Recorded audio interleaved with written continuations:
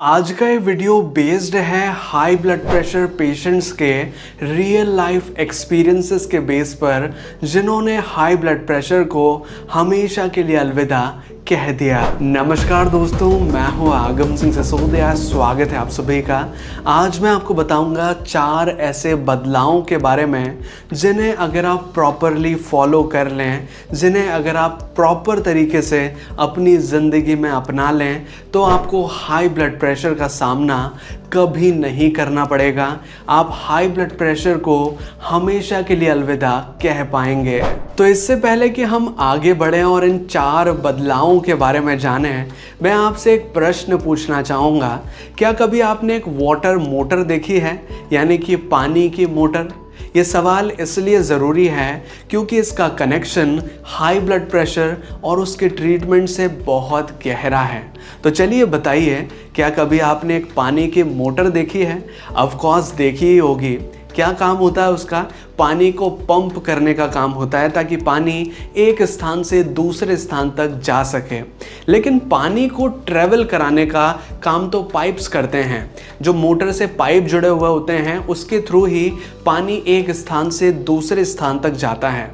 तो क्या कभी आपने एक चलती हुई मोटर के पाइप को दबाया है अपने हाथों से? अगर नहीं दबाया तो एक बार दबा कर देखिएगा। जब आप अपने हाथों से चलती हुई मोटर के पाइप को दबाएंगे तो आपको एक प्रेशर फील होगा। जिस भी स्थान पर आप पाइप को दबाएंगे आपको एक अलग सा प्रेशर फील होगा। ये प्रेशर इसलिए फील होता है क्योंकि आप पानी का रास्ता अवरुद्ध कर रहे हैं, और इस कंडीशन में मोटर और पाइप दोनों को मशक्कत करनी पड़ती है ताकि वो जैसे तैसे करके पानी को एक स्थान से दूसरे स्थान तक पहुंचा दें। अब आप ये सोच रहे होंगे कि इस एग्जाम्पल का हाई ब्लड प्रेशर से क्या लेना देना हुआ। इसका कनेक्शन बड़ा ही सिंपल है। हमारी बॉडी में भी एक मोटर है और कई सारे पाइप्स हैं। मोटर है हमारा हार्ट, जो कि ब्लड को पंप करता है, और पाइप्स हैं हमारी कई सारी ब्लड वेसल्स, जो कि हमारी खून की नलियां हैं, जिससे कि खून हमारी पूरी बॉडी में सर्कुलेट होता है। लेकिन जब हमारी नसें पतली होने लगती हैं, सकड़ी होने लगती हैं, या फिर नसों के अंदर कचरा जमा होने लगता है, जिसे हम प्लाक कहते हैं, तो खून का रास्ता अवरुद्ध होने लगता है।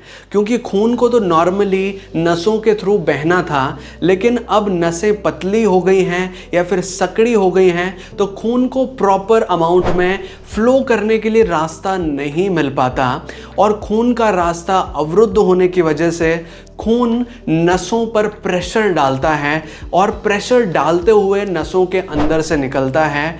ये कंडीशन कुछ उसी प्रकार की हो गई जैसे कि हमने पाइप को दबाया था, पानी के पाइप को, तो हमें प्रेशर फील हो रहा था क्योंकि हम पानी का रास्ता अवरुद्ध कर रहे थे। सेम उसी तरह की कंडीशन जब हमारी बॉडी में नसें पतली हो जाती हैं, सकड़ी हो जाती हैं, और उन पतले रास्तों से होकर जब हमारा खून गुजरता है तो वो नसों के ऊपर प्रेशर डालता है, और उसी प्रेशर को हम बोलते हैं high blood pressure. High blood pressure के होने के कई सारे कारण हो सकते हैं, लेकिन जो सबसे प्रमुख कारण है वो मैं आपके साथ शेयर करना चाहूँगा। सबसे प्रमुख कारण है मोटापा। अगर आपका पेट बाहर निकला हुआ है, आप थोड़े मोटे हैं, तो आपको बहुत ज़्यादा चांसेस हैं हाई ब्लड प्रेशर होने के। दूसरा कारण है स्ट्रेस का होना। अगर आपकी ज़िंदगी में बहुत ज़्यादा तनाव है तो उसकी वजह से भी आपको हाई ब्लड प्रेशर हो सकता है। अगर आप डाइट में, अपने खाने में नमक का ज़्यादा उपयोग करते हैं तो उसकी वजह से भी आपको हाई ब्लड प्रेशर हो सकता है। अगर आप फिज़िकल एक्टिविटी ज़्यादा नहीं करते हैं, आपका काम बैठने का ही है या फिर कंप्यूटर डेस्क पर काम करने का है, तो उसकी वजह से भी आपको हाई ब्लड प्रेशर हो सकता है। या फिर आपको वंशानुक्रम यानी कि हेरिडिटी है, जैसे कि आपके फैमिली हिस्ट्री में किसी को हाई ब्लड प्रेशर है, तो उसकी वजह से भी आपको हाई ब्लड प्रेशर की कंडीशन हो सकती है। तो चलिए अब जानते हैं उन 4 बदलावों के बारे में जिन्हें अगर आप प्रॉपर तरीके से फॉलो कर लें तो आप हाई ब्लड प्रेशर को हमेशा के लिए अलविदा कह देंगे। सबसे पहला और प्रमुख बदलाव है अपनी डाइट में नमक की मात्रा कम लेने का।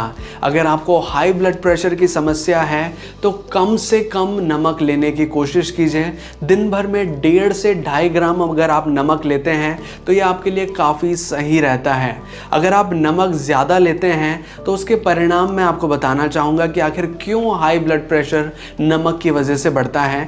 2 प्रमुख कारण हैं। सबसे पहली चीज़, अगर आप नमक ज़्यादा लेते हैं तो आपकी नसें ऑटोमेटिकली बहुत ज़्यादा पतली होने लगती हैं, सकड़ी होने लगती हैं। दूसरी चीज़, अगर आप नमक ज़्यादा लेते हैं तो नमक के अंदर होता है सोडियम, और सोडियम का कंसंट्रेशन अगर हमारी बॉडी में बढ़ता है तो हमारे खून में वाटर रिटेंशन कैपेबिलिटी बढ़ जाती है, जिससे कि खून का वॉल्यूम ज़रूरत से ज़्यादा बढ़ जाता है और उसकी वजह से आपको हाई ब्लड प्रेशर का सामना करना पड़ता है। दूसरा प्रमुख बदलाव है अपने मोटापे को कम करने का, कि अगर आपका पेट बाहर निकला हुआ है, आप अपने हाइट के हिसाब से ज़्यादा मोटे हैं, तो आपको वज़न कम करने की आवश्यकता बहुत ज़्यादा है। क्योंकि मोटापे से सिर्फ आपकी चर्बी ही बाहर नहीं लटकती है, मोटापे से ये भी होता है कि जो चर्बी, जो कोलेस्ट्रॉल, ट्राइग्लिसराइड्स या फैट्स आपकी बॉडी में एक्स्ट्रा अमाउंट में हैं, वो आपकी नसों के अंदर जाकर बैठने लगते हैं और वहाँ पर ब्लॉकेज करते हैं। तो मोटापे से सिर्फ बाहर का आपका डिसफिगरेशन नहीं होगा, उससे आपकी बॉडी भी खराब होगी। तो मोटापा कम करने के लिए एक बहुत सिंपल सी चीज़ है कि आप ऑयली और मीठी चीज़ों को बंद कर दीजिए या फिर बहुत कम अमाउंट में लीजिए। इतना भी अगर आप कर लेंगे तो ऑटोमेटिकली आपका वज़न बहुत कम होने लगेगा, क्योंकि जो चिकनी चीज़ें हैं, जो तेल वाली चीज़ें हैं या घी वाली चीज़ें हैं या मीठी चीज़ें हैं, उनमें सबसे ज़्यादा अमाउंट में कैलोरीज होती हैं और उससे मोटापा बढ़ता है। तो मीठी और ऑयली चीज़ों को कम कर दीजिए और हरी सब्जियाँ, पत्तेदार सब्जियां या फिर जो कच्चे फल फूल हैं, उन्हें अगर आप अपनी डाइट में शामिल करते हैं, ज़्यादा से ज़्यादा सलाद खाते हैं, तो ऑटोमेटिकली आपका वज़न कम होने लगता है।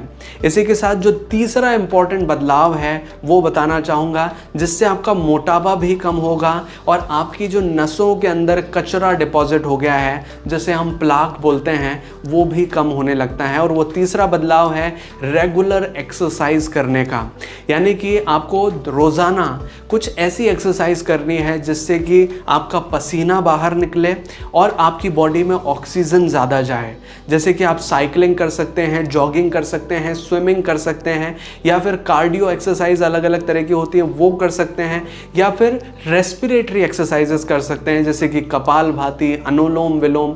इस तरह की एक्सरसाइजेस करने से होता यह है कि आपकी बॉडी में ज़्यादा अमाउंट में ऑक्सीजन जाता है। आपकी ओवरऑल बॉडी तो अच्छी रहती है, लेकिन ऑक्सीजन ज़्यादा जाने की वजह से ये ऑक्सीजन हमारी नसों के अंदर ट्रैवल करता है और नसों के अंदर जो फैट या ट्राइग्लिसराइड या कोलेस्ट्रॉल जमा हो गया है, उसके साथ ये एक्स्ट्रा ऑक्सीजन रिएक्ट करता है और उस वसा को, उस चर्बी को गलाने का काम करता है, जिससे कि आपकी नसें क्लियर होने लगती हैं। तो ये काम बहुत ज़रूरी है। फिज़िकल एक्टिविटी, अगर आप डेस्क जॉब करते हैं या फिर आपका बैठे रहने का काम है, तो उस दौरान तो आपको ये करना ही बहुत ज़रूरी है, ताकि आप हाई ब्लड प्रेशर क्या किसी भी तरह की हार्ट डिजीजेस को अपने से दूर रख पाएं। और जो 4th नंबर का बदलाव है वो है स्ट्रेस मैनेजमेंट, कि अगर आपको तनाव बहुत ज़्यादा रहता है, आप बहुत ज़्यादा चिंता करते रहते हैं, तो उसकी वजह से भी आपकी बॉडी में कुछ स्पेशल टाइप के हार्मोन्स रिलीज़ होते हैं, जिससे कि आपकी नसें पतली होने लगती हैं, सिकुड़ने लगती हैं। और ऐसी कंडीशन को मेंटेन करने के लिए, आपको स्ट्रेस से फ्री होने के लिए मेडिटेशन की बहुत आवश्यकता है। मेडिटेशन मतलब ऐसा कुछ नहीं कि आप जाके ध्यान में बैठ जाएं या कुछ हो जाए। आपको बड़ी सिंपल सी चीज़ करना है कि रोज़ाना कुछ टाइम अपने लिए निकालिए और एक एकांत जगह पर जाके बैठ जाइए जहाँ पर नेचर हो और आप अकेले आराम से बैठ सकें।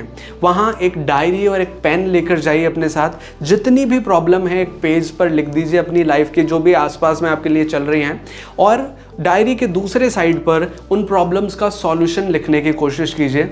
सिर्फ इतना सा करना है, प्रॉब्लम्स लिखनी है और उनका सॉल्यूशन फाइंड करने की कोशिश करनी है। पेन पेंसिल का यूज़ करके, क्योंकि दिमाग में अगर हम प्रॉब्लम्स को सॉल्व करने की कोशिश करेंगे तो वो नहीं होंगी, उल्टा ओवर थिंकिंग में बदल जाएंगी। ये जो चीज़ मैं आपको बता रहा हूँ इसे मैं खुद भी फॉलो करता हूँ, इसे ज़रा आजमा कर देखिएगा। डायरी पेन लेकर बैठिए, प्रॉब्लम्स लिखिए, सॉल्यूशन निकलेगा। और उसके बाद जब आपकी प्रॉब्लम सॉल्व हो जाए तो कुछ देर एकांत में शांति से एनवायरनमेंट के साथ बैठिए, आपका पूरा स्ट्रेस पूरी तरह खत्म हो जाएगा।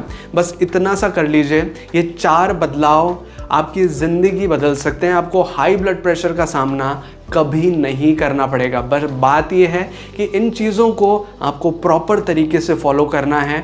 आपको यूँ नहीं कि आज करा कल नहीं करा, बस अगर इतने ये 4 बदलाव भी आप ढंग से फॉलो कर लें तो आपको किसी तरह की परेशानी का सामना नहीं करना पड़ेगा और हाई ब्लड प्रेशर आपको कभी नहीं होगा। आई होप कि आपको ये वीडियो अच्छा लगा होगा। अगर आपको ये वीडियो हेल्पफुल लगा है तो प्लीज़ वीडियो को लाइक कीजिएगा, इसे शेयर ज़रूर कीजिएगा अपने दोस्तों और अपने फैमिली मेम्बर्स के साथ। और अगर आपको ये वीडियो जेन्युइनली अच्छा लगा है तो प्लीज़ अपना रिव्यू नीचे कमेंट बॉक्स में ज़रूर मेंशन करें। हमें कमेंट करके बताएं कि आपको ये वीडियो कैसा लगा है। और अगर आपने चैनल अभी तक सब्सक्राइब नहीं किया है तो प्लीज़ चैनल को सब्सक्राइब कीजिए, बेल आइकन को दबाकर ऑल पे प्रेस कीजिए ताकि इसी तरह के वीडियो नोटिफिकेशंस आपको आगे भी मिलते रहें।